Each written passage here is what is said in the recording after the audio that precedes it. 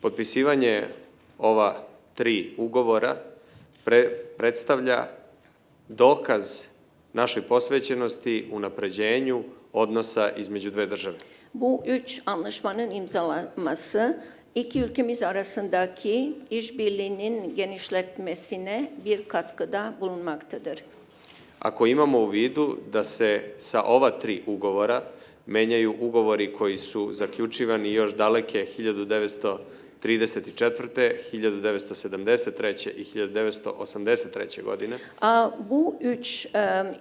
Bu üç anlaşmanın imzalamasıyla daha önce 1933, ondan sonra 1900, koje sledeće godine, izvinite, nisam. 73. i 73 ve 83 yılında imzalanan anlaşmaları göz önünde bulundurarak onda je to dokaz da ovim potpisima našu saradnju u oblasti pravosuđa još više modernizujemo.